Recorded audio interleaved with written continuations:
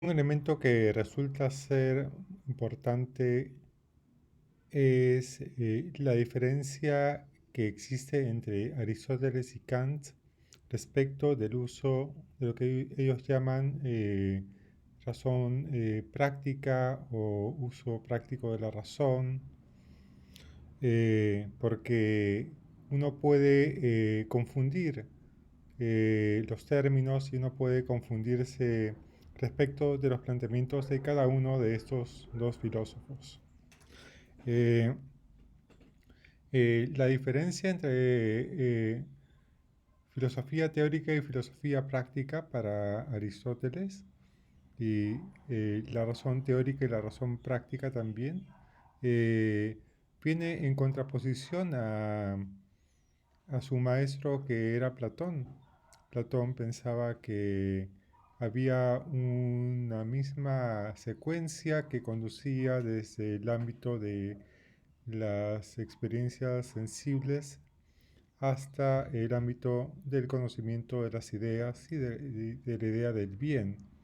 Eso tiene que ver con con el famoso símil de la línea. Lo que hace Aristóteles es partir ese símil de la línea y decir aquellos elementos que tienen que ver con la ciencia y la metafísica corresponden a la filosofía teórica, es aquello que versa sobre lo universal y necesario, sobre aquello que no puede ser de otro modo, sobre los fundamentos de la realidad. En cambio, aquello que versa sobre la, la ética y la política, sobre las cuestiones humanas, forma parte de la razón práctica o de la filosofía práctica y tiene como objetivo aquello que puede ser de otra manera, aquello que puede cambiar, que puede ser diferente, como por ejemplo los regímenes políticos o la forma de aplicar las virtudes, ¿no? De acuerdo a Aristóteles, las virtudes no se aplican de acuerdo a una regla, digamos, matemática o algorítmica, sino a través de un procedimiento que él llama la prudencia y que permite recoger los elementos que están en el entorno concreto en el que tenemos que desarrollar las virtudes.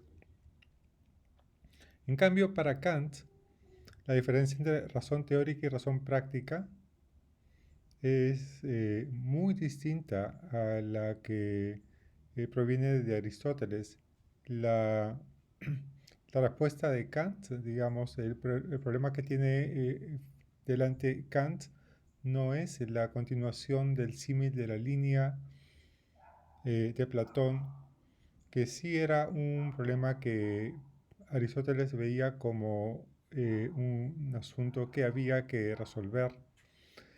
Más bien, para Kant el problema era el pensamiento dogmático que se había instalado en la filosofía dogmática, el dogmatismo que piensa tener conocimientos absolutos y piensa tener un conocimiento sobre objetos que están más allá de la experiencia. Entonces, en su crítica de la razón pura, lo que hace Kant es señalar que la capacidad que tenemos nosotros de conocer se encuentra limitada y se restringe al campo de la experiencia.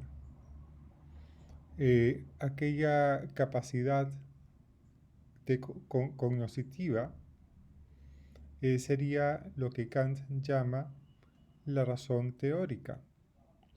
La razón teórica o el uso teórico de la razón, porque la razón para Kant es solamente una, también para Aristóteles la razón era solamente una. El uso teórico de la razón está dirigido a tener conocimiento de objetos aplicando categorías a esos objetos. Es decir, es como se llama, es por aplicación de categorías y es por, ¿cómo se llama? Por eh, casar los conceptos con los casos concretos. Inclusive forma parte del uso teórico de la razón también eh, aquella actividad del pensamiento, dice Kant, que tiene que ver no solamente con los juicios determinantes, que son los juicios que buscan, digamos, conectar conceptos a casos particulares, sino también los juicios reflexivos, que son aquellos que de los casos particulares tratan de extraer conceptos, generar nuevos conceptos. Esos juicios reflexivos son aquellos que se utilizan especialmente en la estética para Kant. Eso aparece en la crítica de la facultad de juzgar, la crítica del discernimiento o como se quiera traducir. Eh, y, pero ambos, los juicios determinantes como los juicios reflexivos, forman parte de la razón teórica. Y Hannah Arendt en su momento trató de extraer de esa idea de juicio reflexivo una especie de nueva versión de la ética y de la política en Kant. Pero el problema de la interpretación de Arendt es que no se percató que también un juicio reflexivo se encuentra en el campo de la razón teórica. En cambio, la razón práctica para Kant es la razón que tiene como objeto, como finalidad, producir normas, producir normas morales o normas políticas o normas jurídicas. Entonces, es allí donde la argumentación de Arendt y los seguidores de Arendt, cuando leen a Kant, se equivocan y lo que hacen es aplicar una forma de frónesis, que es la herramienta que utiliza Aristóteles para poder eh, abrirse paso en las cuestiones políticas. Eh, Aristóteles utiliza la frónesis porque no tiene esta distinción entre razón teórica y razón práctica, tal como la presenta Kant, como la razón especulativa, que está dirigida al conocimiento, y la razón, digamos, eh, práctica, que no está dirigida al conocimiento, está dirigida a la producción de objetos, a producción de, no de objetos, sino a la producción de principios, la producción de principios que orientan nuestra acción.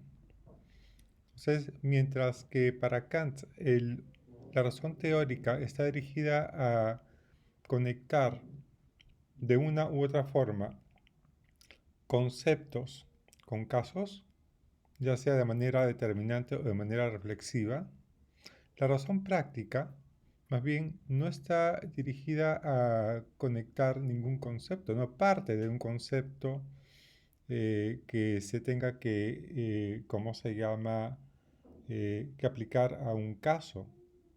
En ese uso de el uso de la razón práctica, no hay un caso al cual aplicar un concepto. Lo que hay, ¿cómo se llama? Más bien, la razón práctica produce sus objetos, no los recoge de la experiencia, sino que los produce.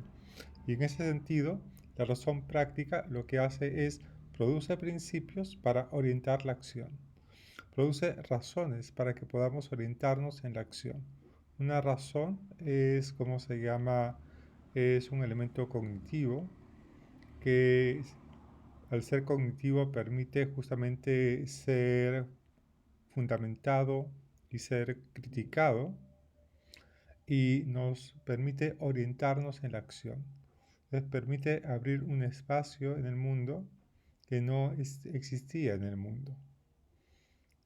Pero además, no solamente la razón teórica es diferente de la razón práctica, sino que la razón teórica para Kant tiene su fundamento último en la razón práctica. Es decir, la razón práctica es el fundamento de la razón teórica porque permite justamente darle unidad al pensamiento y darle una orientación a la acción.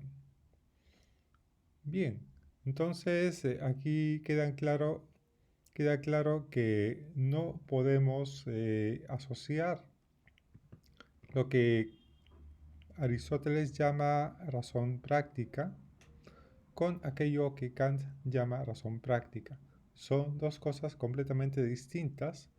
Lamentablemente en algunos casos se confunden las dos cosas y en ese momento sucede que uno termina por no saber de qué está hablando.